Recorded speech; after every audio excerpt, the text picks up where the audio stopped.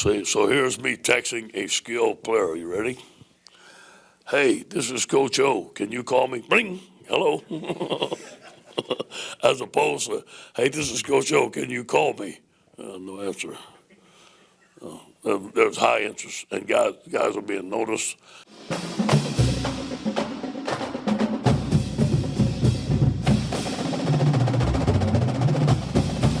Hello and welcome to Tigers Roar. I am Jonathan Poche, joined by the Bud Man, Buddy Sanji, here on a Wednesday evening to bring you everything you need to know about LSU and the New Orleans Saints. I want to bring in my man.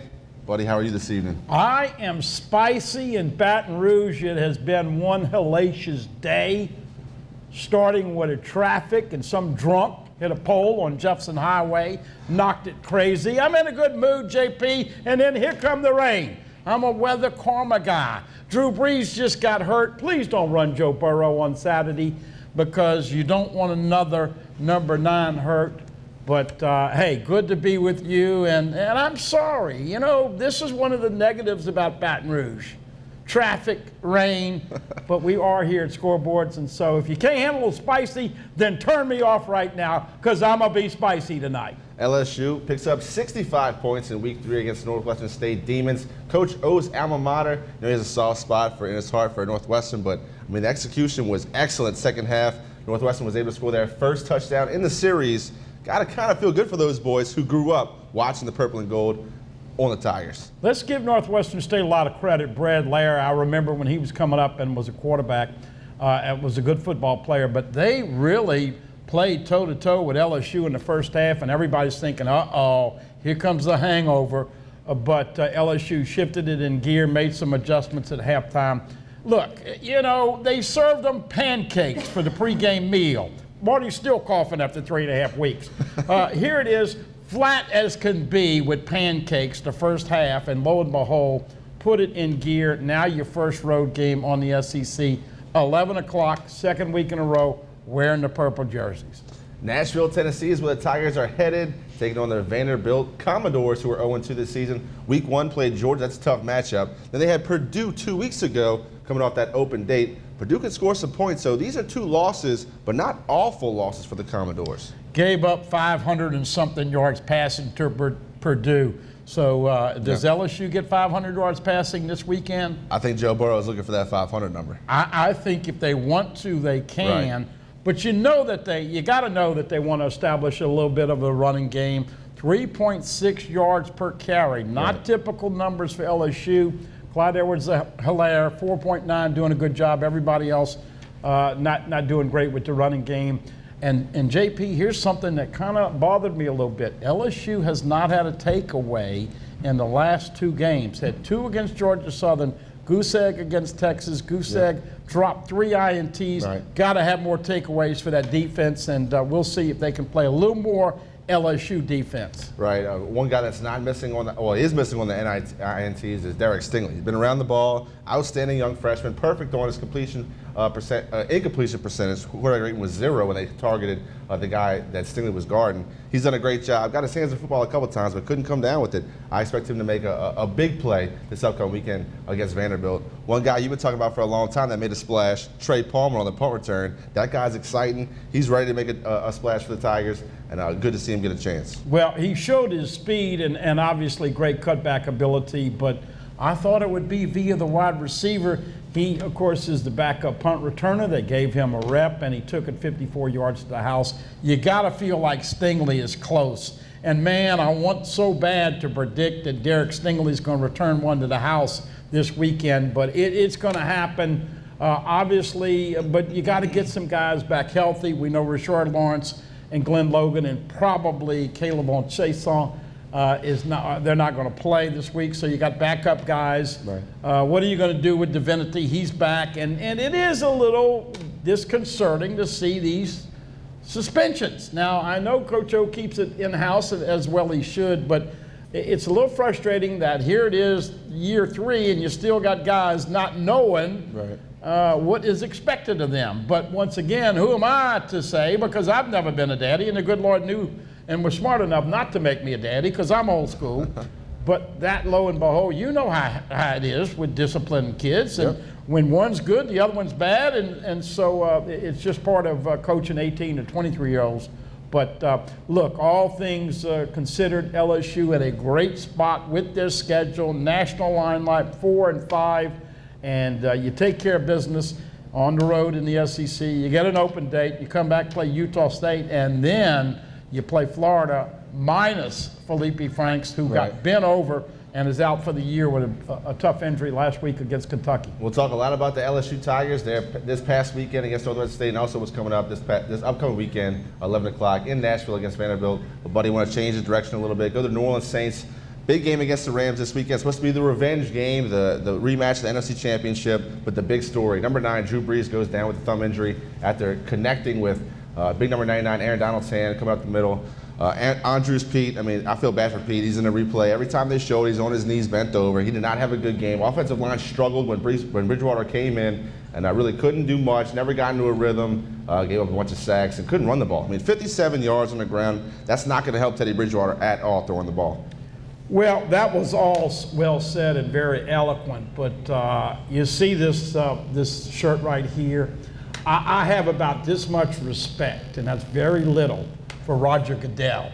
And he got mad when the Saints had a bounty gate on quarterbacks. If he don't watch his step, there's going to be a darn bounty gate on his head. Third consecutive game, the officials have blown the call in New Orleans with the NFC Championship, in the opener when they lost 16 seconds and ran off right before half, and then the inexplainable and inexplicable when you blow a play dead and take away a 90 or 87-yard fumble return, change the whole momentum of the game. There's no doubt the Rams beat them, and I think everybody knows that. But to keep missing in the third, I'll just tell Roger Goodell, don't go to New Orleans because somebody will tinkle in your turtle soup.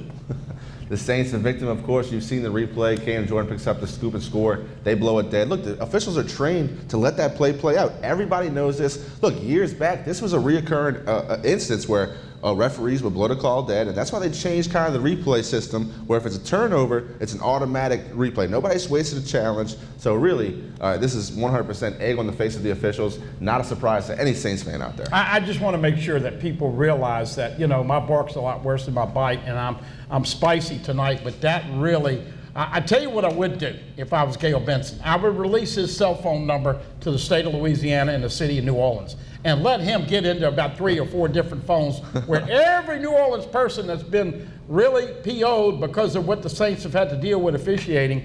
And I hate to say it, but I'm starting to think the NFL's a little dirty and Roger Goodell's dirty. You know, Jerry Jones challenged him with the Ezekiel Elliott thing and all, and lost that battle and paid $2 million in fine.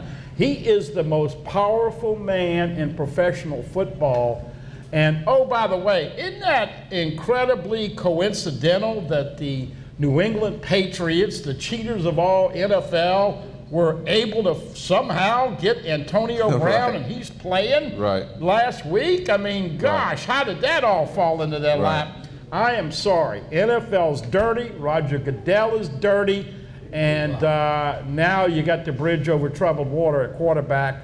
It could be some ugly stuff to watch if, and they got a tough start to the schedule. But I really think Taysom Hill is going to win that job in another game or two. Well, Coach Sean Payton had a little conference with Seattle reporters, and he said he wasn't going to name a starter for this upcoming week. Taysom Hill, Teddy Bridgewater, they'll both have a chance. I do believe Bridgewater will start. I think it'll be a better performance than it was with the Rams because he'll have this week to prepare that he's going in. It's a different mindset when you're coming into a game. Drew Brees goes down. Look, he's the leader of that team. It affected every single person on the team. Bridgewater gets the first team snaps this week. Maybe he can do something else. But look, me and you talked about it before. We haven't been convinced with this play on the field. Taysom Hill, not a pocket passer, but he is fun to watch. That guy is a football player. Against the Rams, he was just had too many roles to risk him at quarterback. And the guy was playing the third wide receiver when it came down to it because the Saints lost 2 guys. One, Keith Kirkwood went down in pregame. And so they were in a tough spot. IR. Now he's on the IR. So injuries are a part of the game, but it seems like they go and you know, it's unbelievable how you can have one and you're healthy, and then all of a sudden you get 2 or 3. Saints have been beat up. Anzalone, a big loss at linebackers. So it's been a tough go of it, but I'm going to wait to hold judgment. But I mean, you know, I know you're being nice today, but lo and behold, you haven't been the biggest fan of Teddy Bridgewater, and let's just call it the way it is. Right. Taysom Hill outplayed him in the preseason. He did. And unless he changes very quickly, Taysom Hill is going to be your guy. By the way, J.T. Barrett, close friends with Joe Burrow, back on the team because you got to have a quarterback that could know the system in case you got called into action. But it's going to be a tough game. If they pull this game out, then I'll have more. By the way, they gave Sean Payton another $45 million. What the heck? Let's give him 5 more years at $9 million. I don't know if that's so good an idea, simply because we've seen this play out before in Baton Rouge with one particular coach. And when you have that kind of security blanket cash-wise, you don't seem to change. I think Sean Payton's a little stale with some of his play calling, and we'll see if he can spice it up a little bit. But that fourth down call was ridiculous. He's good for at least one of those a season on the fourth down call, Sean Payton. I mean, you can't doubt his ability to call plays, because the Saints put up record-setting numbers scoring on offense and yards-wise just a couple of years back when they had Sproles in the backyard in the backfield. So, look. You're right. I have not spoken highly of Teddy Bridgewater. I did not believe he'd be the heir apparent to Drew Brees. But if he could somehow go 4-2, saying this, look, Drew Brees did have surgery today. They're not placing him on the IR, so they expect him back in shorter than 8 weeks. You know Drew Brees will attack rehab as good as anybody, and he'll be back as quick as possible. But getting back to Teddy Bridgewater, if he can correct some of the little things, like the clock in his head, staying in the pocket too long, extending some plays, rolling out maybe, he can manage a game good enough to win in the NFL, I believe. Has he done that? I haven't seen that really on tape. But is he able to? I believe he is able. Sean Payton believes in this guy. Look, in the preseason, he had great ball placement. This thing that scares me is against the Rams, a lot of those throws were way off, even when he had a clean pocket. The receivers had no rhythm with them. Offense never got a rhythm. And like I mentioned, that running game, Alvin Kamara has to get his touches. He can't just get the ball in the backfield. He didn't even start the game the other day. I mean, they're playing games with everybody. By the way, the other reason I'm spicy about the NFL, too many penalties. Right. I know a lot of these guys are 55 years old or whatever, and their old lady don't want to talk to them anymore. And they're glad they're going for the weekend. But my goodness, quit being such attention, you-know-whats, by throwing a flag. The Saints, every time they had a positive play in the first half, after Brees was gone with Bridgewater, there was a penalty. Yeah. Cleveland had 18 penalties the first night. Look, I'm not saying you can't call a penalty on every play, but I think watching these games with all these penalties, it's hard to see the momentum of the game, JP. We'll talk more about the Saints here on Tigers Roar. We'll also have Mike Scarborough from TigerBait.com in the second segment. Mike's always happy to join us here on Tigers Roar. Always brings a lot of knowledge and great stuff on recruiting on LSU. So come back and join us after this break. Before we go to break, though, I want to tell you about Scoreboards, 10665 Coursey Boulevard, right convenient to Airline Highway. You see it on the sign right there. TVs all over the wall, great food, great atmosphere. Come check us out each and every Wednesday about 5:15 is when we start taping this show. And they'll have shows all night. Got the Roman Banks Overtime Show, and also It's All About the Youth. It all tapes on a Wednesday right here at Scoreboards. Come back and join us after this break. I'm Jonathan Poche. He is Buddy Sanji, and you're watching Tigers Roar.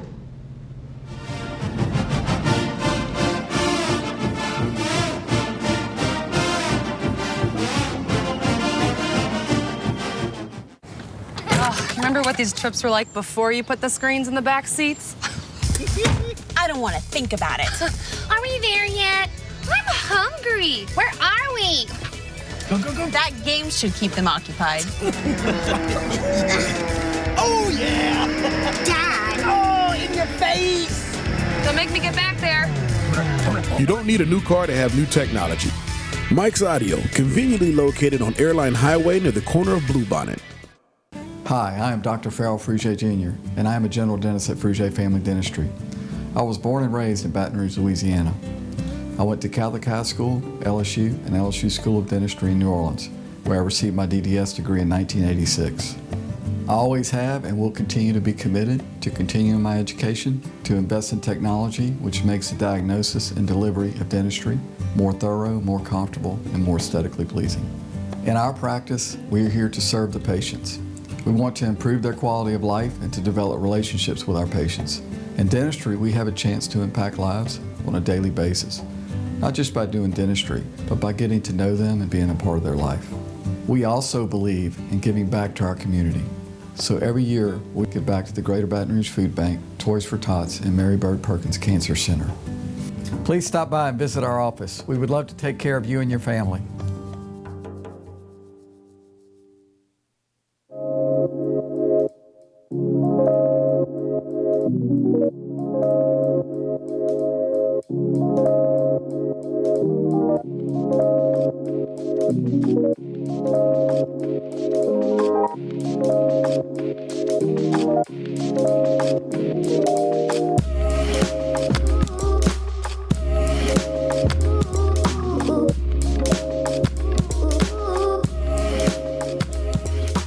Hi, I'm Bobby Yarborough with Manda Fine Meats. Here at Manda, we know what the folks of South Louisiana love. They love great flavored smoked sausage, delicious deli meats, and specialty items like boudin and andouille sausage. Manda Fine Meats has been providing these products since 1947. We produce them right here in Baton Rouge, so you know you're always getting the freshest product at your local grocery store. Manda Fine Meats. Taste the fresh local flavor in everything we make. Make it Manda every time. Live and play on the fairway at Greystone Golf and Country Club, a serene, challenging golf destination located in Denham Springs. For tee times and membership opportunities, go to greystonecountryclub.com.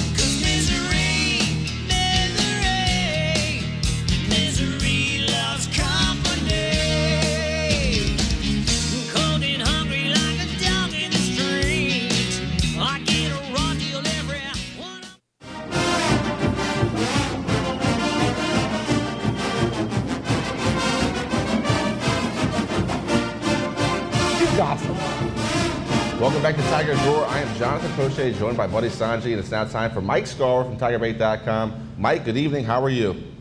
Hey, doing good. Happy to have you. I know you're busy tonight, trying to stay avoiding this weather, I should say. But Mike, 65-14 LSU over the Northwestern State Demons. Started off neck and neck. Northwestern really brought their A game to play the Tigers, but the talent just separated them both. Definitely in the second half.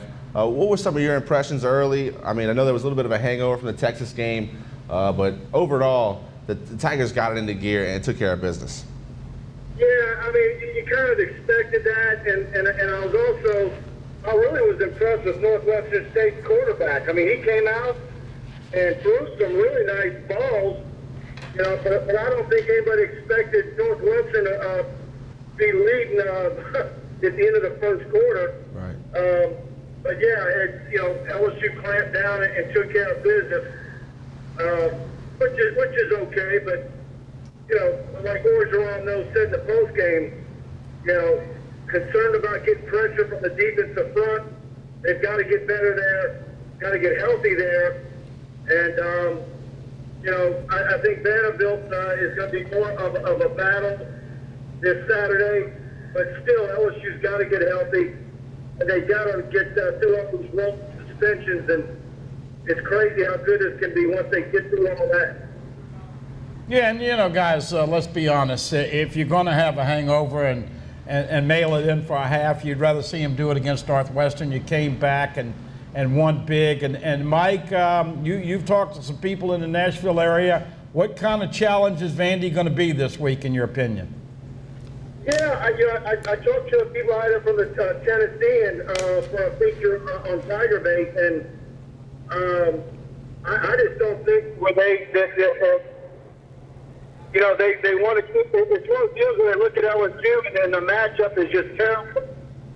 And I think they're like a lot of schools in that position where they just want to keep it respectable somehow.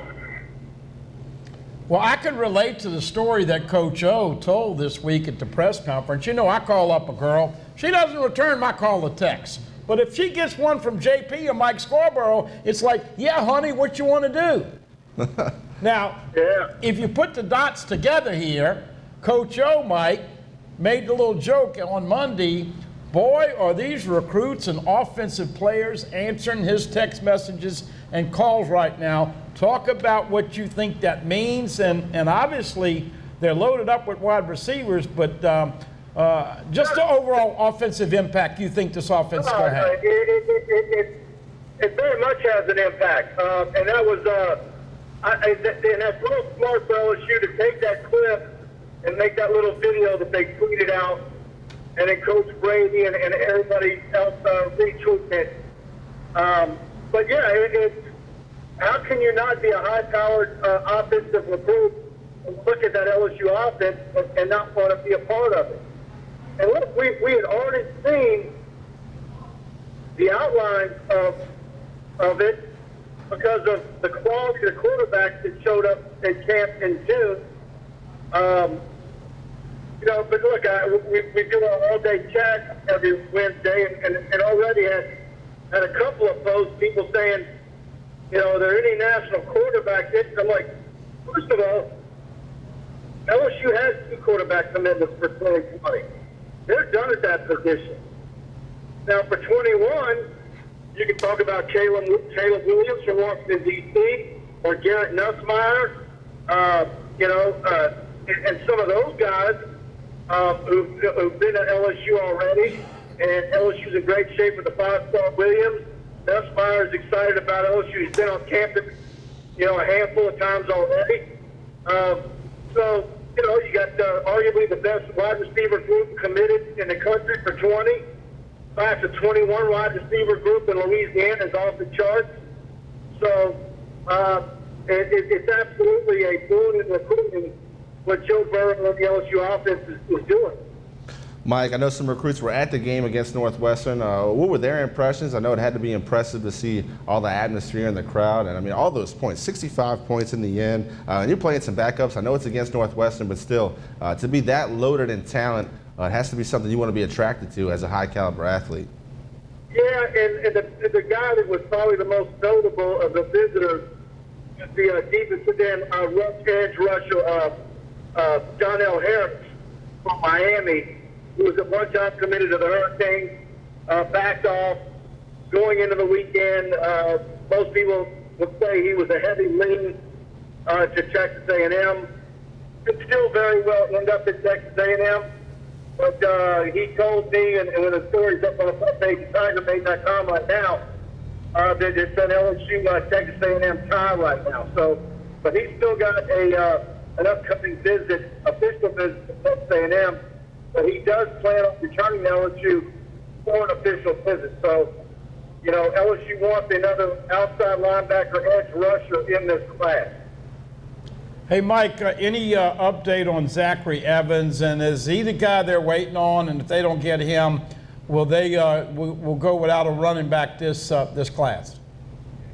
Yeah, it's been quiet on him.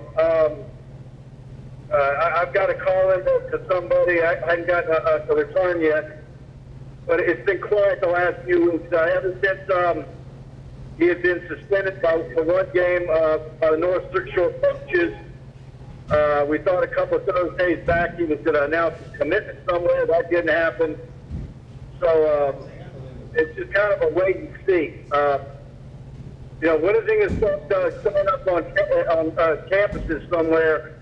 For games, either unofficial or official visits. I think it's one of those deals. Let's see what he actually starts to do. But we thought for a while it was Georgia. LSU's always been hanging in there. Alabama's in there. The schools in Texas think it's not for them either.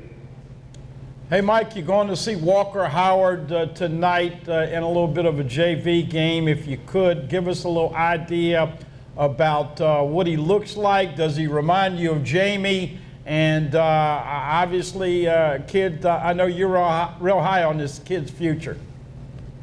Yeah, got one off from OSU that camped this summer, first class of 2022.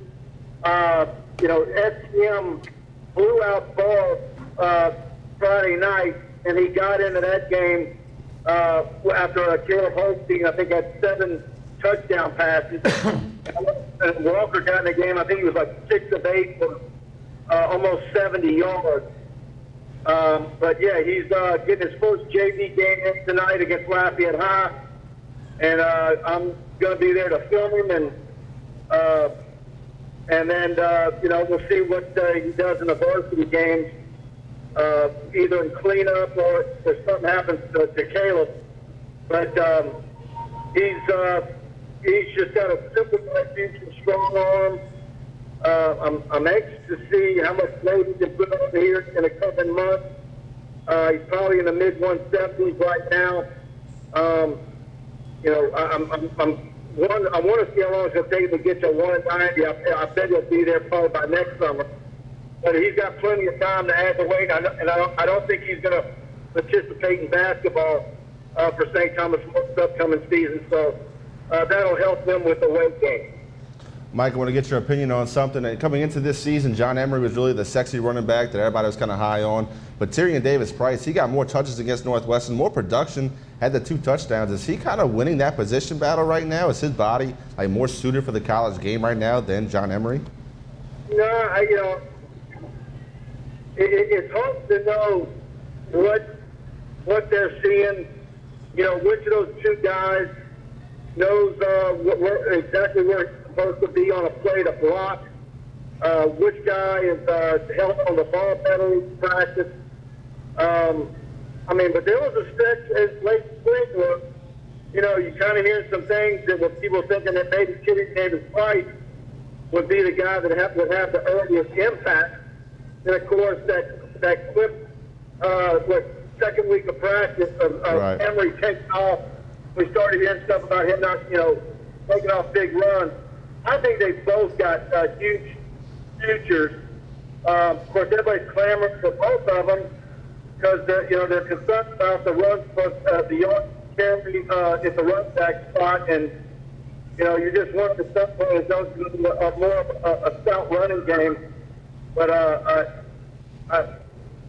the end of the night, you're really to me you're really picking when your offense is doing what it's doing. And you don't, at the end of the night, the stat line of the rush yards, and I don't. To me, you just, football says he wants to be 50-50, but when you've seen an offense like LSU's for so many years, I think you're just kind of excited to see that they're able to get it done in the air. It will. Right. And both those guys scored their first touchdowns at Tiger Stadium this last weekend, and certainly people love the fact that Tyrion Davis-Price was physical. Mike, I told Eddie Fuller last week that 33 was going to get in the end zone, but of course Eddie was proud. But Trey Palmer as the backup punt returner, how quickly does he become a part of the passing game? And obviously he and I have been talking about this for the last 2 or 3 weeks. When do you go to Devonta Lee and say, hey, man, you're probably number 7 or 8, but you could be like 2 or 3 as a safety? Mike, you think they're having those discussions, or does the kid just want to play offense in his freshman year? You move TJ McClendon to defense because of issues there. Now, Todd Harris is now out for the season. Maybe they've had that discussion. I don't know what the debates are in the building. Is it necessary that Bill Bush is saying, hey, send him over to my side, I need him? Bush not saying that? Or maybe, Brady and Mickey, saying, no, we want to hold on to him? Or is Lee saying, no, I don't want to move? Look, with Palmer coming on, you got Derek Dillon there, you got Lacey McNabb, on top of Jefferson, Chase, Terrence Marshall, and then you've got the 4 kids coming next to Burton, Jarrett, Boutte, Boy more. Man, I just think with the physicality of Devonta Lee, I think he can have a crazy good career on the defensive side of things. And of course, that's the fun part about it, JP, to see these young guys and to see the LSU coaches make the puzzle with all the pieces fit. Mike. But you know what, too?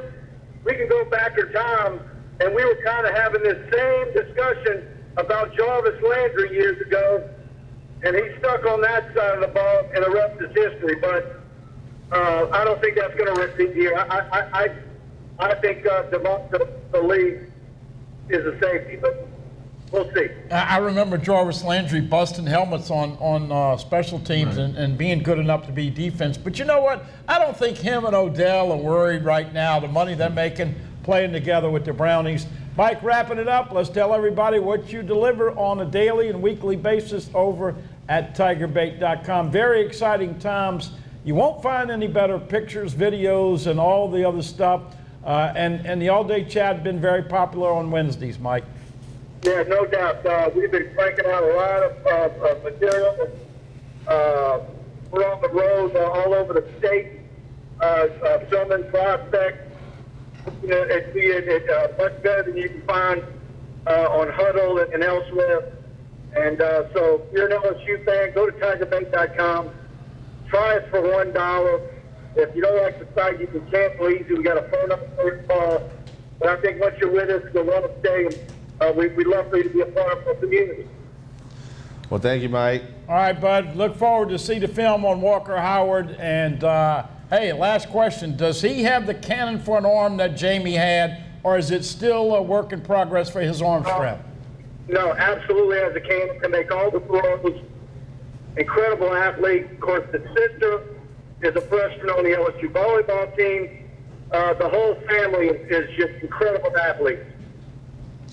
Thank you, Mike. All right, Mike. Talk to you next week. Thank you. Talk to you next Wednesday. All right, talk to you. Thanks. Bud, man, some other news. We certainly appreciate Mike Scarborough chiming Sure. in from tigerbait.com. Thank you, Mike. Tiger Shore. But, Bud, before we go to break, I want to get your opinion on something. Little Nicky, Nick Saban, announced that he will be an inductee to the Louisiana Sports Hall of Fame next June. Do you think he's deserving? How do you feel about that? Does it rub your feathers the wrong way? How are you feeling about that? It's interesting because when it came out, my phone was blowing up, and a lot of people, obviously still with the jilted lover syndrome, with Nick saying, why didn't you wait till he finished coaching and when he got out done at Alabama? But I did call Ronnie Rance, of course, who's the executive president of the Louisiana Hall of Fame. He had one vote. There was a total of 35 votes. And there are some requirements, but you have to be 5 years in the state of Louisiana. Nick was here 5 years. Look, there's no doubt that Dr. Mark Emmert and Nick Saban woke up a sleeping giant, and LSU has been forever better. Yep. And now this other story that just comes out here the last couple of days about Nick saying that, I had the 7-year itch and I had to do that, but if I could go back in time, I would have never left LSU. Right. So I will tell you this. He had a lot of friends here. He loved it. Terry loved it, but he had that itch to get into the NFL. And it's ironic that he ended up at Alabama. But I have to tell Coach Saban that as he saw when he was coaching at LSU, there are perks to being the Alabama coach, as he well knows, and has already gotten a statue and all that. But I think he deserves to be in the Hall of Fame, but it is a little spicy. That's the word of the night, I guess. I guess so. For some people, for him being put in here, seeing that he's still trying to beat LSU, recruiting against LSU, but I think he's well deserved. And of course, Les went in last year with Peyton Manning. So and Coach Kadar.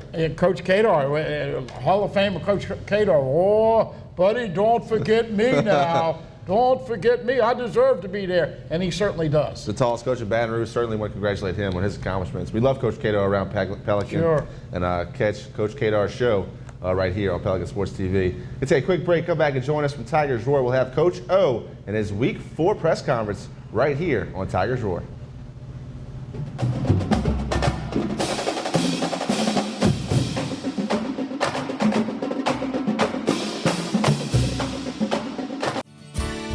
Creel Tree Service is a licensed and insured tree service providing tree and stump removal, topping, trimming, cabling, pruning, and fertilizing.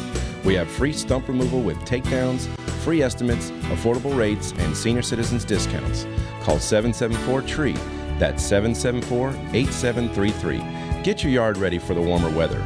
If it deals with a tree, call me, Creel Tree Service, 774-8733. That's 774-TREE.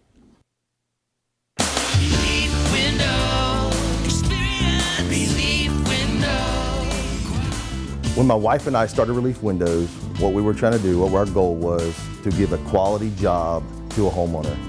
Everybody's scared of contractors. We wanted to change the mold of what that is. Not showing up on time, not answering the phone, somebody running with your money. The reason why you should pick Relief Windows to do your renovation of your home, windows, doors, hardy plank, or siding, is because of the experience, quality service of our company. Service is everything we have. It's the foundation of our company. We're going to show up on time. We're going to do the job right. Over 60% of our customers is customer referral. We're a local company here in Baton Rouge, built in Baton Rouge, staying in Baton Rouge. Okay. The job's not done until you're happy and we're happy. It's built the old-fashioned way, with a handshake. Here at Relief Windows is honored to be official window, door, and siding company of LSU Athletics, from one winning team to another.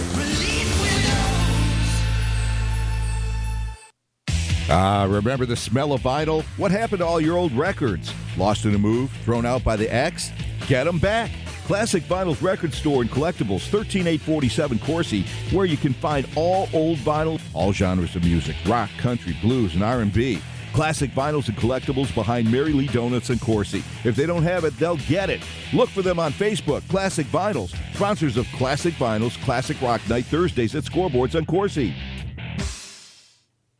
Hi, I'm Bobby Yarborough with Manda Fine Meats. Here at Manda, we know what the folks of South Louisiana love. They love great flavored smoked sausage, delicious deli meats, and specialty items like boudin and andouille sausage. Manda Fine Meats has been providing these products since 1947. We produce them right here in Baton Rouge, so you know you're always getting the freshest product at your local grocery store. Manda Fine Meats. Taste the fresh local flavor in everything we make. Make it Manda every time. Hello. Hola. 你好. Experience what the Baton Rouge International School can offer your children. Now welcoming displaced students for short and long-term stability. This is an important announcement. If you're between 50 and 85 and worried about your loved ones, you can still get affordable life insurance for peace of mind. My life insurance coverage is guaranteed, and I was not required to get a medical exam. I had high blood pressure and diabetes, and I got my coverage with one telephone call. No exam necessary. I'm a smoker, and I wanted to take care of my family. I called to get my life insurance and my affairs in order. I wanted to do the right thing. Call Final Expense No Exam Insurance. Your rates are guaranteed and will never increase. I called and learned that this insurance cannot be canceled even if you get sick or gain weight. And there are no restrictions on how my beneficiaries use the money when I'm gone. Approval was easy and the price was right. I wanted to do this for my children. Call 800-654-9927, 800-654-9927.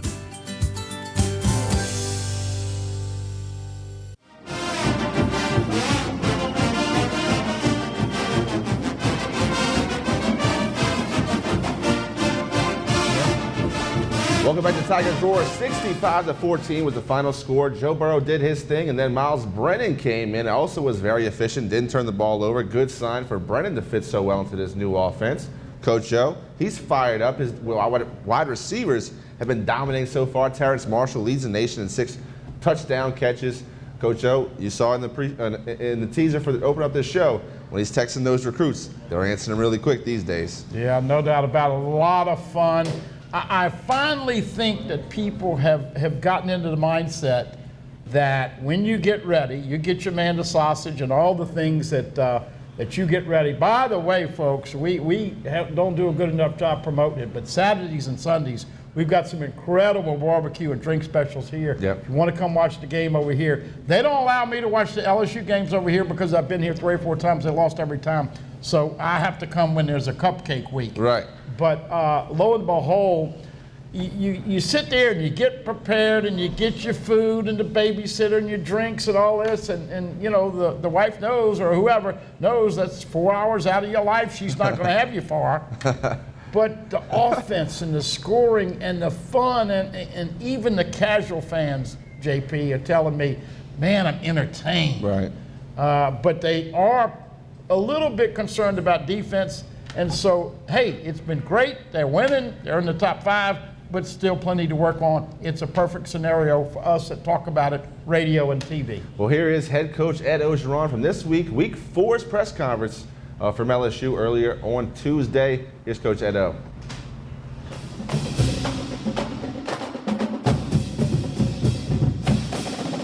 Welcome, everybody.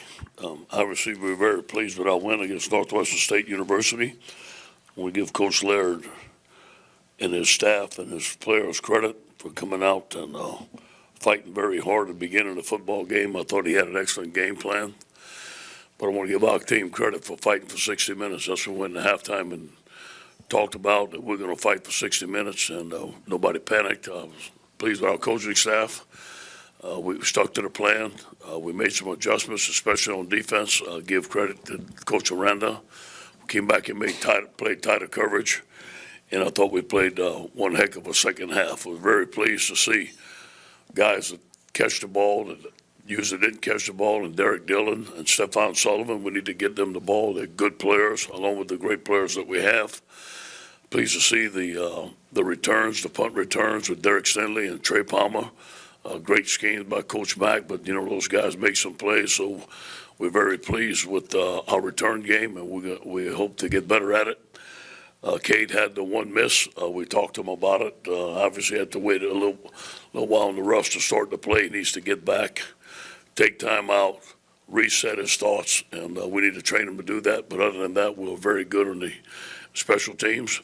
When we looked at the film, we didn't play as good as some spots that we wanted to, especially on the offensive line and the defensive line. And some spots we didn't. We got to get fixed, and there's some fundamental stuff that we got to get fixed, so we get to tell the truth money today to get those things fixed, and looking forward to that. Looking forward to going to our first SEC game on the road against Vanderbilt at 11 o'clock. We're going to be ready to play. We're going to go to bed early on Friday night. Tennessee and Nashville has been a great recruiting area for us, and will continue to be a great recruiting area for us. Derek Mason has a lot of respect for myself. I think he's an excellent football coach. I knew him when he was at Stanford. We go to the SEC coaching meetings. He's one of the best guys there. He's easy to talk to. He's a good guy. He's very personal, and I wish him the very best. I think he's an excellent coach. On offense, they've gone to the spread. They have a big-time running back in Keyshawn Vaughn, a running back. He's probably going to be an NFL player, and also Jared Pinkney, tight end. Those two guys will play in the NFL. And Lipscomb, who's from New Orleans, is a good receiver for him. On defense, they're 4-2-5. They're giving up 36 points per game. Coach Mason's a defensive guy. I know he's had 2 weeks to prepare. I know he's going to have an excellent defensive game plan against us. We're looking forward to getting on the road. We're looking forward to fixing ourselves this week. There's a lot of things to fix. There's a lot of things to be positive. I'm very pleased with the play of Joe Burrow. Joe made a couple of throws out there that you just go, wow. Did you turn back the film time and time again? So how did he do that? But tremendous athlete, tremendous touch, tremendous will to win. Very pleased with the way Steve Ensminger and Joe Brady has called in our offense. Obviously, lights out right now on offense, throwing the football. We got to get better running the football. We got to get better up front on defense and stopping the run and playing out gaps. And we look forward to this week. Any questions? Coach, you kind of touched upon it, but how do you avoid kind of a sleepy start with that early time? And this may be one of the smaller stadiums you've gone to, too. It won't be the big atmosphere, maybe. Yeah. Well, we're going to work hard on it. I promise you that. We're going to go to bed early at 9 o'clock. We're going to get up. We have a call-out meeting at 7 o'clock, wake them up. We're going through the same itinerary that we did against Louisville. So, we got to have our work cut out for us to get the guys going, get them going early in the morning. We'll get it done. And down here in front, do you have any update on Todd Harris, who got hurt on Saturday night? Yeah, Todd's going to be out for the year. and will not be back with us this year, and hopefully we can use him as a redshirt. No, we will use this year as a redshirt year for him. Unfortunate, it was an unfortunate accident. He just landed on the ground wrong, and Well, I guess to go off that then, I mean, how do you imagine you guys go about kind of replacing him there? well, Jacoby Stevens is going to have to play a lot back there. You usually play three safeties a good amount, right? Yeah, that's right. Jacoby Stevens is going to play back there. We have to wait to see as the week goes who else can fit back there. Yeah.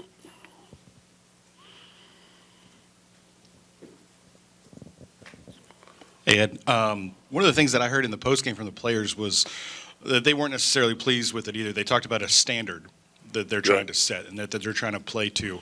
How rewarding as a coaching staff is it to hear that? But then is it because they understand how good they can be that they're trying to reach this level? We talked about at the beginning of the year setting the LSU standard of performance, the way we practice and the way we play. And obviously it's very high. I'll give you an example.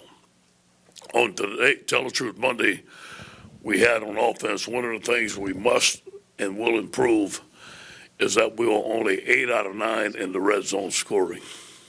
And I said, well, isn't that asking a little much? I said, well, no, Coach, we're supposed to be 9 out of 9. So setting the LSU standard of performance is very high.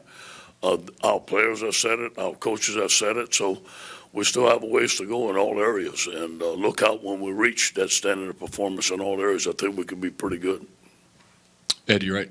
After the game, you talked about getting Chase and Hines reps at backup center. Yeah. Has anyone else taken snaps before or played center in high school that might be an option behind? No, that's it. That'll be Chase on. That'll be Chase on for us, to my knowledge. Yeah, Ed, right here. Do you have an update on Ed Ingram yet? Yeah, we're hearing very positive news. We have nothing official. I expect to know something in the near future, the next couple of days. And when I do hear something official, I'll bet to let you guys know officially. But everything we hear is be very positive, and we should hear something in the next couple of days. As far as you know, has he been working out? I mean, if he comes back, Yes. how quickly can he assimilate? Yes, he's been through some workouts. Obviously, he's been working out on his own. He's going through some acclimatization stuff with helmets on and stuff like that. So when he does come back, we'll be able to clear him, and he'll be ready to play.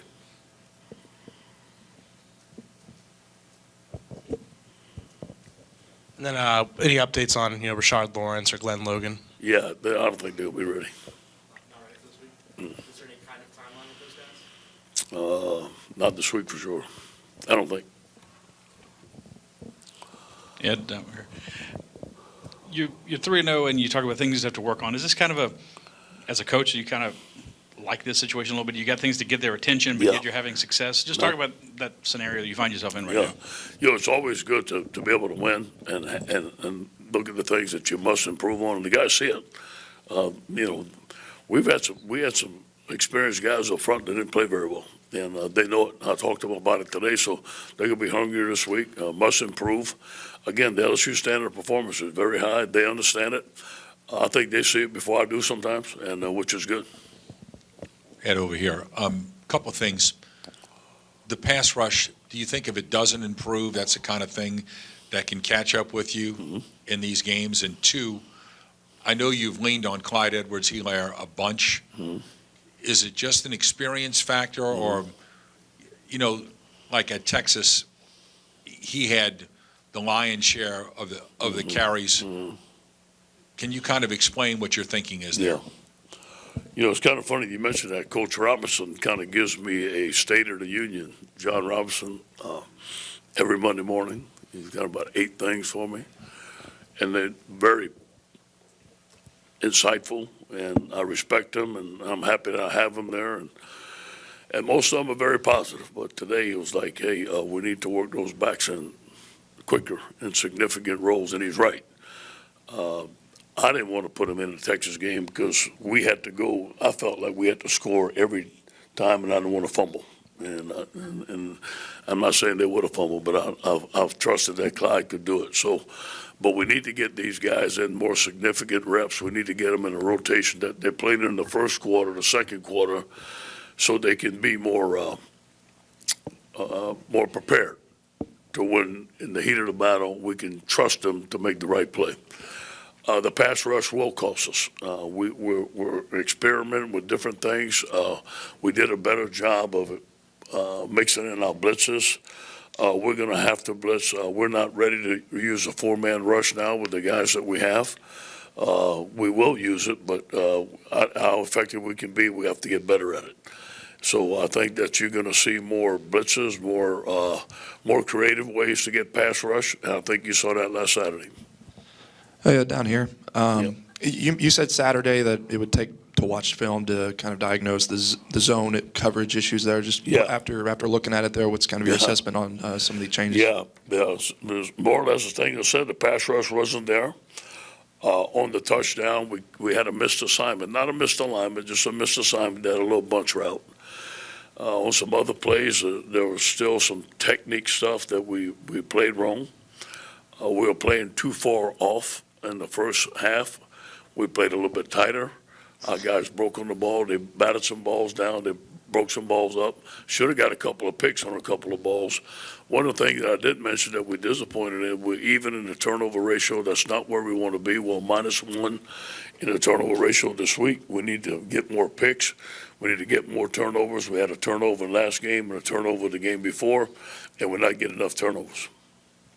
Coach, how pleased were you with Stephon Sullivan's production on Saturday? And after that, is he going to see increased usage from here on out? Yeah, we want to get Stephon the ball, and he deserves it. He's a good player. We talked about it after the Texas game, and you can expect to see him some at tight end, some at receiver, have some specific plays that he's going to catch the ball. So we're pleased with him. Yep. Ed, what is it that makes Derek Stingley so effective as a punt returner, and how long after he got to campus did y'all decide to use him in that role? How did he assert himself so quickly in that way? Yeah, he has vision. He has confidence. He's able to see the whole field. And, again, we told him, said, Derek, wherever you see green grass, go. It's not like you got to go left or right. You don't want to limit him into where he can go, because you never know when you catch the punt what's going to be open, the right, the left, or in the middle. So we ask our guys to block a certain way, let him find the green grass and let him go and let him make plays. One thing that I do want him to do is protect the ball. Every once in a while it gets out a little bit. We need to keep it high and tight.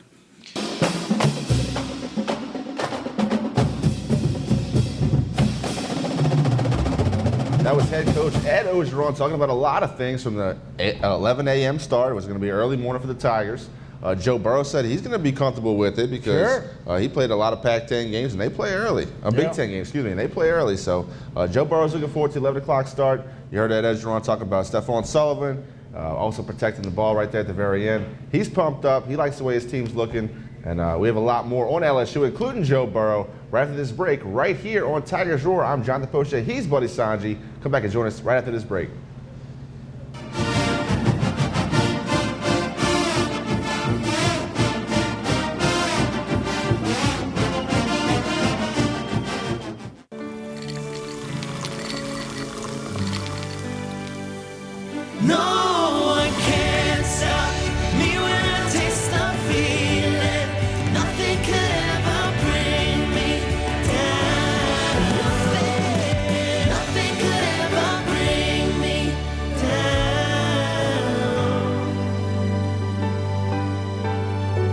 Taste the feeling.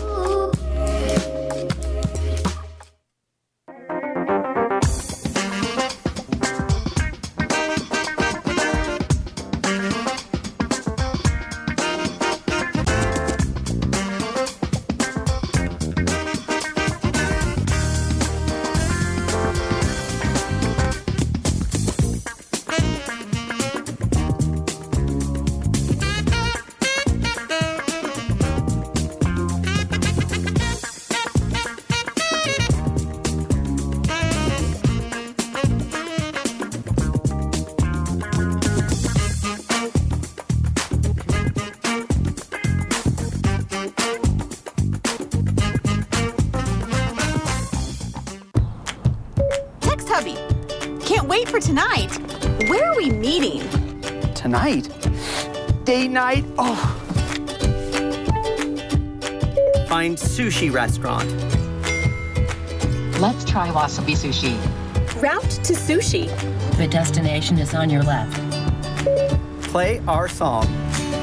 Pioneer in-dash systems with Apple CarPlay. Get yours installed today at your local Mesa retailer.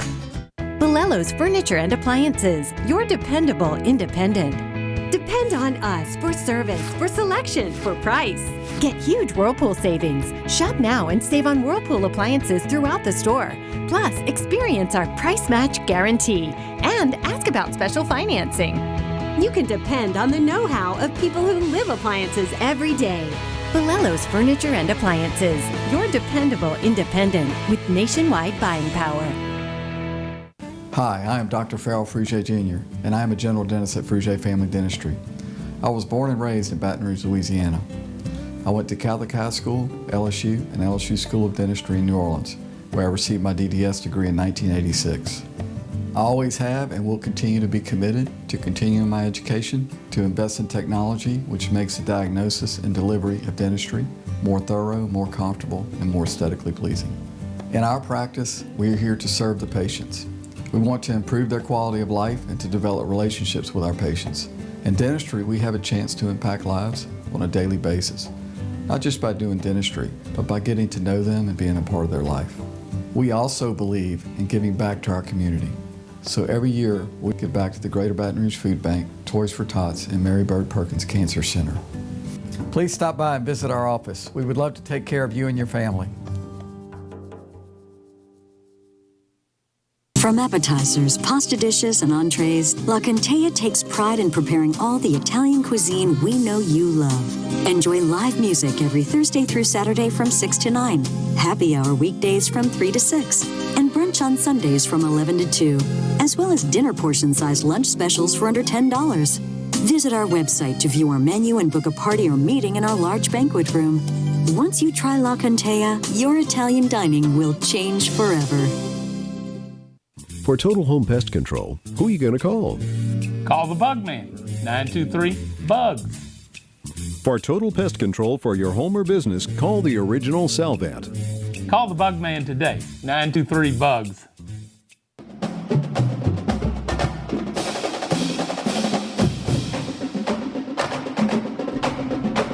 11 a.m. start for the LSU Tigers against the Commodores this coming weekend, Saturday, obviously Nashville, Tennessee. That will be the location. Joe Burrow looking forward to playing early game. He said he's used to it. Did a lot at Ohio State. That would be a big deal for Joe Burrow. I want to let you guys hear from Joe Burrow right now on Tigers Roar. Here's the starting quarterback, number 9, Joe Burrow.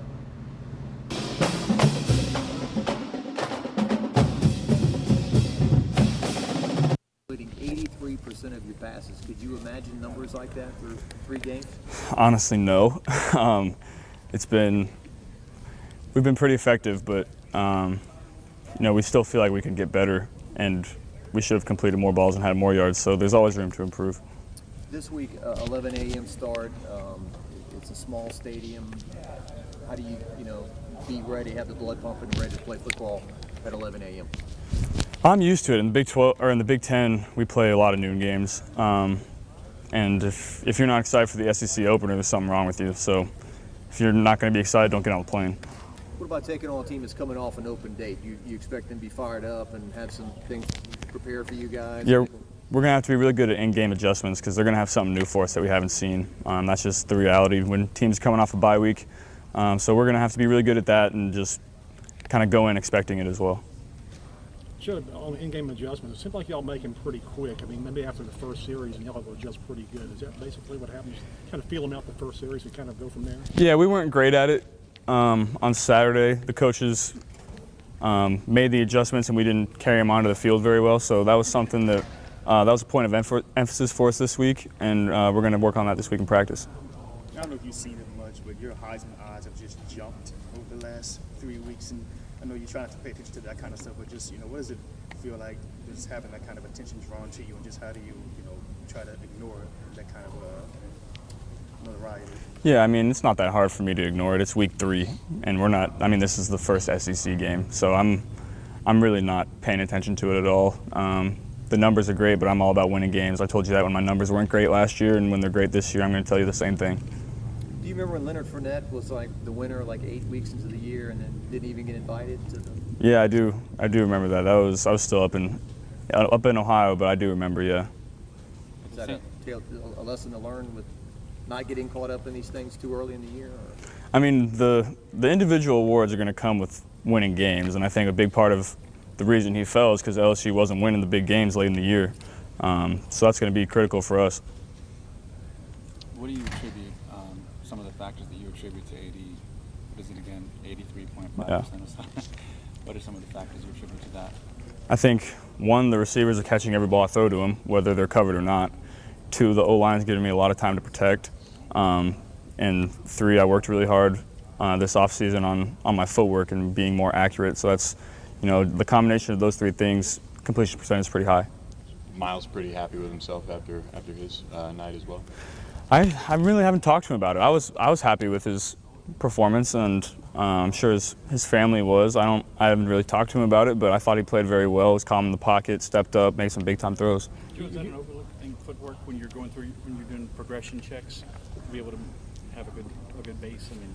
Yeah, it's all about going through your progression reads, but also manipulating the pocket with your feet at the same time and getting your feet set for awkward throws. Sometimes I was working a lot on off-platform throws this summer, and just manipulating the pocket, and then as soon as the guy comes open, I can get my feet set a lot quicker than I could last year. Any quarterbacks you really looked at when looking at those types of throws? No, not Aaron Rodgers. I did watch some Aaron Rodgers film. He's pretty good at it. He's not bad. But I just watched a lot of my own film. I used to be really good at it, and then last year I was pretty bad at it, and so I watched some of my old games, even going back to high school, and just worked on my footwork all summer, just on my own. You and Terrace have really made a strong connection, I guess, in the red zone with 6 touchdowns through 3 games. I mean, what do you think has worked for you guys so well, and how would you assess that relationship through 3 games? Yeah, he's a big body in the red zone. You need to put a big guy on him to cover him, and he's just kind of popping open for me on scramble drills, broken plays. He always seems to always be in the right place at the right time. How nice is it for you to see him having this kind of season after, obviously he comes in injured and had to work his way back from that? Yeah, I'm super happy for him. I think he's leading the SEC in touchdowns right now for receivers, leading our team, and he's going to have a bigger season coming up too. I'm just really happy for him. He worked super hard this offseason. Really fast, big guy. He's a great player. I mean, now that he's 100%, I mean, for you, just how different does he look, like running a route, going through things now that he is 100%? Yeah, so when we were doing our football schools this summer, he ran a go route, and I couldn't get it to him. And I was like, Terrace, I've never seen you run that fast before in my life. Just run it like that every single time. And ever since then, he's running go routes as fast as he can, and he can run like a deer. And I just take 3 and a hitch and throw it as far as I can just to get it to him. Did you ever underthrow? Try not to. Have you ever, Coach talked about skill players and quarterbacks and stuff are returning his calls a little more now that they've seen this offense. Have you talked to a lot of recruits about, and is that part of what you're hoping to do this season in a small sense, is leave a legacy of what else you could become offensively? Absolutely. I think anyone, like, I want to phrase this correctly. Whenever you go somewhere new, you want to leave it better than the way you found it. And I think, with what we're doing right now and the trajectory that we're on, we're going to do that. But we're going to have to keep it going. I haven't talked to any recruits, but I'm hoping that the whole world is seeing what we're doing and, taking notice and realizing that LSU is an explosive offense and an explosive team now. The coaches just, do they help encourage your kind of your mentality with only had like 3 or 4 incompletions, but you can complete more balls, or just they say it's okay, you were like 84%? Well, they had to kind of calm me down because I was upset. My goal of the game going into Saturday was completing every ball, and I was kind of upset at myself for 1, the interception, and 2, the 2 other incompletions. So they kind of had to make me realize that we still completed 88% and threw for over 400 yards as a team. So we were really good on offense on Saturday, and I still feel like we can get a lot better. Coach O today said eventually some team will stop us passing, which you may disagree with, I'm not sure, but We'll see. he said eventually we're going to have to run the ball. I mean, it seems like it's nitpicking when you score 65 points and have 600 yards, but the running game, are you not quite getting the pop you want to get there, or what do you think? People keep saying that. We still run for over 100 yards every game, and maybe people just aren't maybe they're used to seeing LSU run for 250, 300 yards and 40 attempts, but yeah, we do want to get more effective in the run game, because when the big games come, we're going to have to, run the clock down a little bit sometimes and pick up some critical down distances running the football. But, we're still running it fairly effectively. We do need to get better in that category, though. Part of some of the Saints concepts are kind of having some of those screens and things like that. Those is kind of an extension.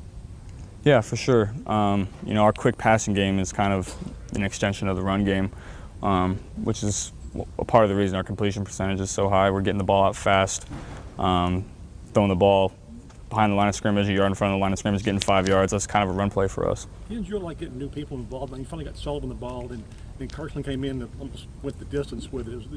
You kind of sit back there and go, man, I got all these choices, and they're all good. Yeah, I told you in the offseason we have 5 or 6 number one guys, and everybody has to cover the entire field when they play us. We have too many weapons. Too many places to go with the ball, and then when we have 5 people out on a route, you got to pick your poison. You're going to play deep and give up the underneath routes and give up 7 or 8 yards a pop, or you're going to play up tight, try to take those away, and we're going to go over the top. So we have multiple weapons that we can go to. When you go back and look at film, do you feel like there's multiple people open? All the time, yeah. I just got my choice, and he's the most open. Yeah, for sure. I just take the ball where the defense gives me, but when you go back and watch film, there's multiple places you can go with the football. And so the receivers always come back and let me know, hey, I was open. I was like, that guy was open too, so he got the ball. But they're always making sure I know that they're always open. Coach was talking about Drew Brees getting injured today. He wasn't running, obviously, but he said he's going to remind you to get out of bounds, and you would probably say, no, I'm not going to. Okay. Yeah, I'll probably get out of bounds in SEC play. He was mad at me for the one that I scrambled and stepped out of bounds and tried to cut it back, but I'll probably run out of bounds in that situation next time. I think you kind of foreshadowed this before the season, but there seems to be this apparent mutual understanding and confidence that you and the receivers have during games that maybe is exceptional in your experience, certainly over last year. But we've seen it. I've seen it a lot with the Saints and Breeze. Did you have any specific approach to trying to achieve that? That's just throwing individual routes for 8 months in the off season. I'm throwing the ball before they're coming out of their break, and they're exactly where I expect them to be, when I expect them to be there. Last year, it wasn't that way. I'd only been here for a month and a half before the season, and we couldn't really get that timing that we really needed. And then me being here a year, all those guys coming back, it's really benefited us. And the ball's where they expect it to be too, it seems. Yeah, for the most part. And they're doing a great job of making catches when it's not exactly right in their face, or I'm throwing, if it's not here, it's there, and they're doing a great job adjusting to it. Couple more for Joe. You hear that talk about, on the same page with receivers, some of the tight windows you've thrown into, especially on the sideline with Marshall. I guess that's something it's second nature. You've worked on it, and it's not a big deal if you got people hanging on him. You've got like this little window to get to. Yeah, that's as far as when I was working in the off season in my pocket movement, getting my feet set, I was also working on the run throws, which I was very, very bad at last year, and I was disappointed in myself for that. But that was something that I worked really hard at, and I think I'm really excited that the work I put in the off season is starting to show itself on the field in everything I worked on. I'm pretty proud of myself for that. You talked a lot last year about all the people in Ohio who are now LSU fans. Are you hearing from some of those people and watching what you're doing this year with this offense? Yeah, absolutely. And Nashville is only like 4 hours from Athens, so I'm having like 200 to 250 people from Athens coming to this game. I'm excited to see everybody.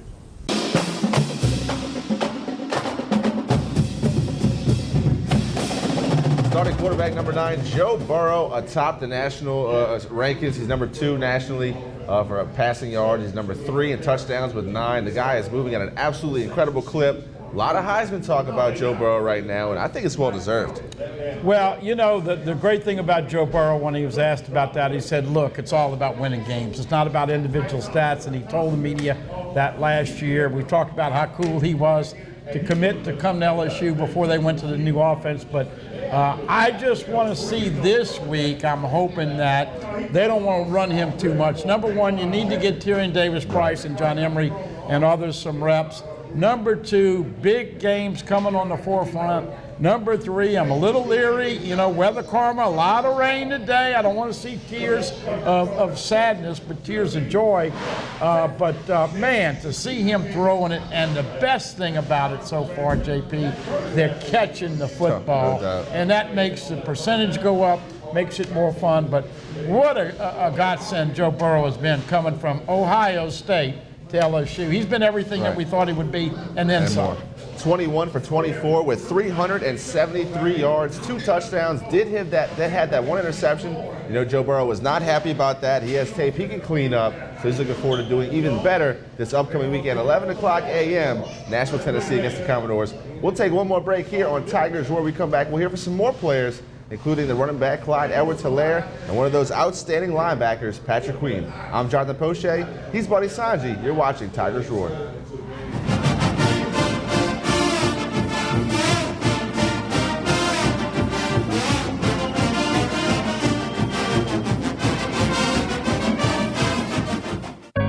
We've been fighting the war on drugs for a long time. We answer the phone 24/7, 365 days a year.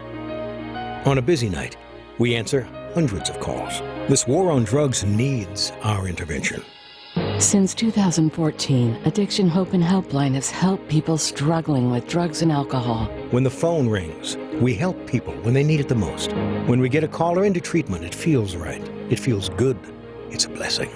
If you're struggling, drinking, using, and need to get clean, don't suffer alone in silence. Call Addiction Hope and Helpline. Our people understand, and many are also in recovery. Call for support and strength. You can call for someone who can't or isn't willing. It's an act of love. Together we can help you beat this thing and erase addiction from your vocabulary once and for all. Call 800-383-8177, 800-383-8177. Live and play on the fairway at Greystone Golf and Country Club, a serene, challenging golf destination located in Denham Springs. For tee times and membership opportunities, go to greystonecountryclub.com. From appetizers, pasta dishes, and entrees, La Contea takes pride in preparing all the Italian cuisine we know you love. Enjoy live music every Thursday through Saturday from 6 to 9, happy hour weekdays from 3 to 6, and brunch on Sundays from 11 to 2, as well as dinner portion-sized lunch specials for under $10. Visit our website to view our menu and book a party or meeting in our large banquet room. Once you try La Contea, your Italian dining will change forever. For Total Home Pest Control, who are you going to call?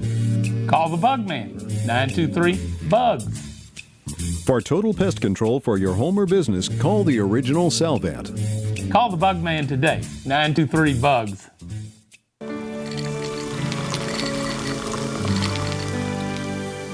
No one can stop me when I taste the feeling.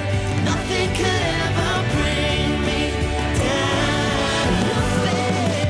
Nothing could ever bring me down. Taste the feeling. They said I could find you here. Why are you fishing? Our company's got to ship out 2 full color brochures and 20 color copies. You're killing me. It's done. Designed, printed, packaged, and shipped. How? You just got to know the right people. Baker Printing, the printing people. How come you get to fish in this private lake? Like I said, you just got to know the right people. You can know the right people too. Hi, I'm Bobby Yarborough with Manda Fine Meats. Here at Manda, we know what the folks of South Louisiana love. They love great flavored smoked sausage, delicious deli meats, and specialty items like boudin and andouille sausage. Manda Fine Meats has been providing these products since 1947. We produce them right here in Baton Rouge, so you know you're always getting the freshest product at your local grocery store. Manda Fine Meats. Taste the fresh local flavor in everything we make. Make it Manda every time. Hello. Hola. 你好. Experience what the Baton Rouge International School can offer your children. Now welcoming displaced students for short and long-term stability.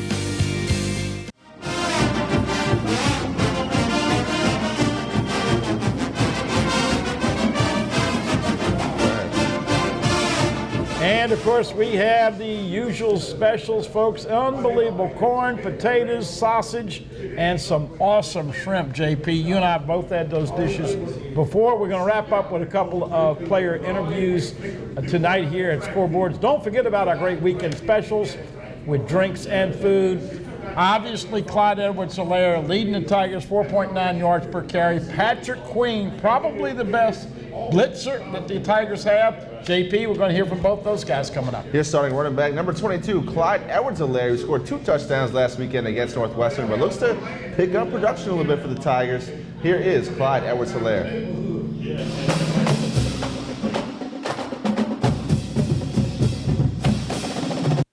How do you guys get hyped, ready, get the blood pumping for 11 a.m.? You know, immediately after the game, Coach O talked about it.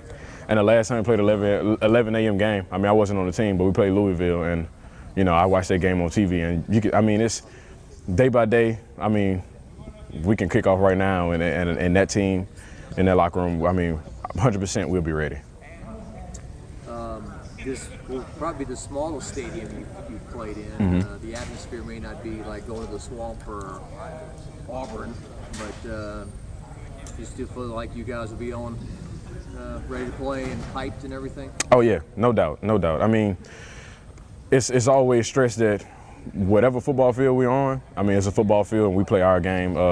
You don't, I mean, as far as looking in the stands and everything, we can't even look in the stands during a scrimmage when nobody's in the stands. So, you know, that's something that's kind of instilled in everybody's brain, and we all think the same way. So it's 11 men on the field, and we do our job, win the game, and you know, we're not too much concerned about who all's there.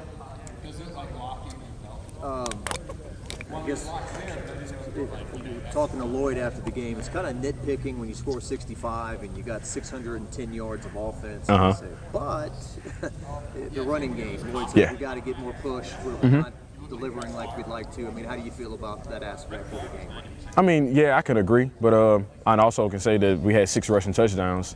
And I mean, a lot of people are going to say, well, that was red zone, but I mean, rushing touchdowns are rushing touchdowns. We had 5 rushing touchdowns out of the backfield, and then, you know, Joe also had a rushing touchdown. So, I mean, we still had 6 rushing touchdowns on the ground, and everybody knows LSU runs the ball. So you can sit and play the pass as much as you want, and then, I mean, if you give us the aspect or give us a look to run the ball, then we will run the ball. So today was Tell the Truth Monday. Was that your truth for today, or what was your truth? Oh yeah, no doubt. That's my truth. That's my truth. I'm sticking to it. What do you think about Joe Burrow for Heisman? Oh, I love it. I love it. You know, you try not to look into so much social media and whatnot, but I mean, when you're looking on Twitter for some things to laugh at, you occasionally run across some things, you know, dealing with football. And, you know, I see Joe's, you know, standings and whatnot. I think he's high up in it. I would hope he's high up in it. You know, if Joe wins the Heisman, I'm going to try my best to be in the crowd somewhere if I can get a ticket. I don't know how they do the Heisman ordeal, but, you know, I'm happy for him. But Joe also knows, I mean, we have so much business to take care of. Starting the SEC week this week, and, you know, we're rolling many weeks after this. 2 bye weeks and some big games ahead of us, so that's part of it. Talking about rolling, just what is it about you guys on offense? You put up 24 in one quarter, then you in one half, and you put up 27 in the quarter. Just how does it change for you guys on the field between that kind of productivity? Most like the biggest thing that I think is just being comfortable Running this offense since last spring, it was an easy offense to grasp. And then once you get guys that kind of buy into their roles, and everybody's starting to see what role they play in the offense throughout games. I mean, you can always look at, fall camp and spring and say, okay, well, I feel like he's going to do this and he's going to do that. But once games start, you see the roles that people take, and everybody plays their role, and obviously it's working because we're putting up points. And, like Joe said in the summer, that was kind of laughed at a lot was, we'll score 40, 50, 60 points a game, and now we're doing it now. Everybody's, kind of eyes wide like, oh, well, they're really putting up points. So it's interesting. How much fun are you having? Oh, I love it. I mean, I laugh at practice every day. I try not to laugh as much in front of T-Rob. He's a stickler when it comes to laughing and whatnot. But, Joe and I, offensive line, receivers, like, man, we do little things in huddles and whatnot. Like, it's football, and when guys, like when you're all friends and everything's going perfect, it shows on the field. And I feel like that's why we're able to mesh so well and do the things that we are doing on the offensive side of the ball. So how much more different is this for you guys, especially you're talking about Joe? You talked about he wasn't mad at the O-line, but he was still pressing them to just keep the tempo up as you guys were up big anyways. How is it from when you last year, your offense isn't nearly as explosive, now it's just gas, put the pound on them, every drive you can? I mean, that's our offense. That's what's been instilled in us. Like we crack jokes because we have 2-minute segments at practice. And then we're kind of like, oh yeah, 2 minutes, but this is our offense. It's not really a 2-minute situation if you're running the type of offense that we're running. So it's pretty comfortable as far as being able to go fast. And I mean, if Joe or Coach Ensminger wants to slow it down, then we slow it down. But other than that, it's all perfect. Thank you, Clive. No problem.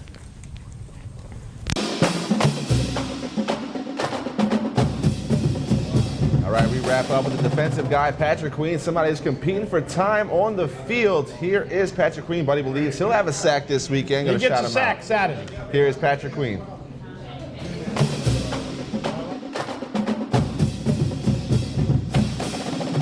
Or you just kind of stayed the course?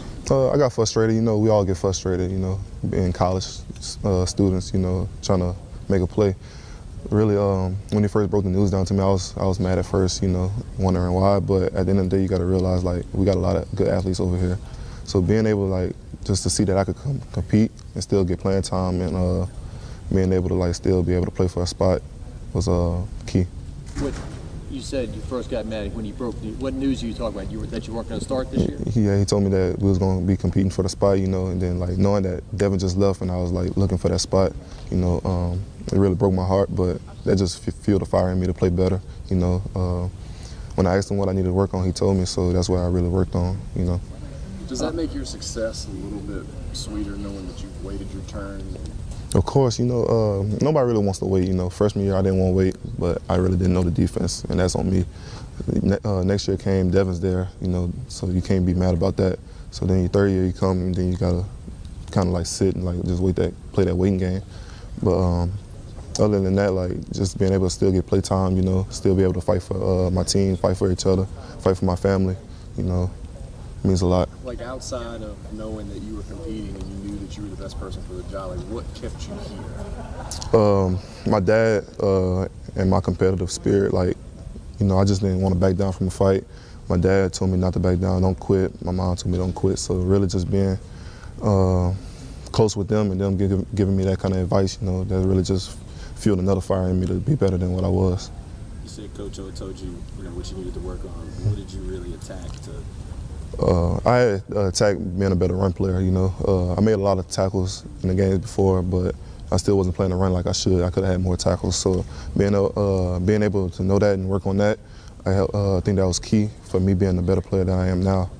How's Damone Clark coming along already? Damone's great. Y'all see it. He makes a lot of plays. He's got the game down pat really right now. And so just being able to see him like work hard how he has really makes me proud.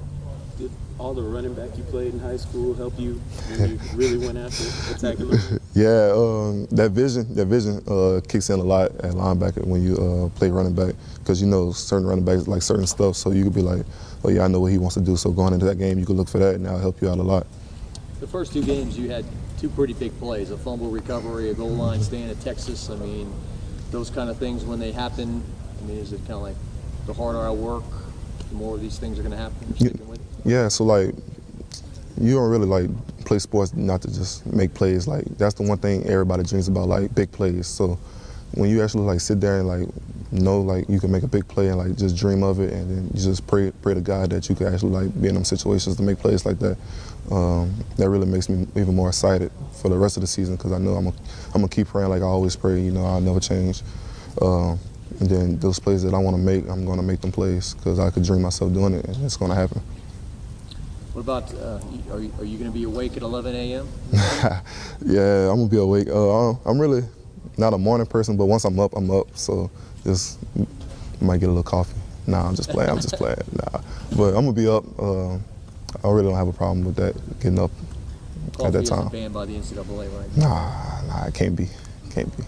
So the first half this past week, were you upset with that as a team, collectively, defensively, the way y'all played? Yeah, we was upset, but you know, we all kept a level head. You know, we understand like what we was doing, what we was messing up on. So we just went in at halftime, made our adjustments, and came back out and basically played as a better team.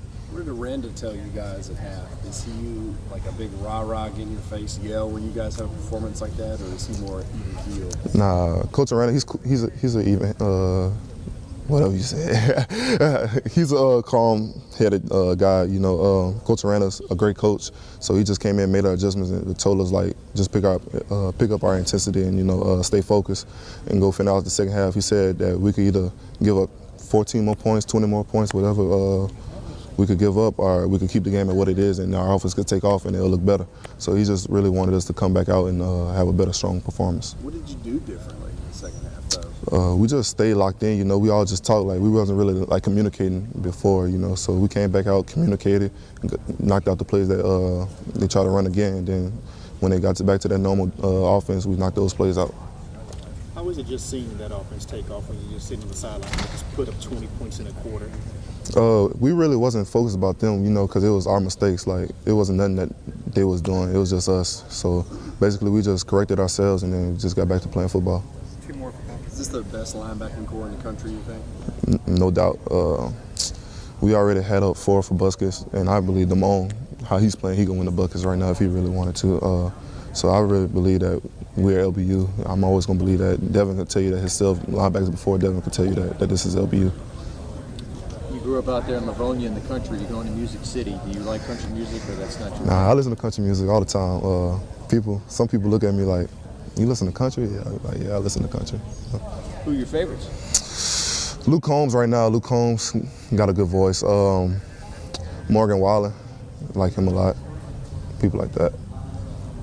Old school, George Strait and all that. That's too old. That's not recent enough for me.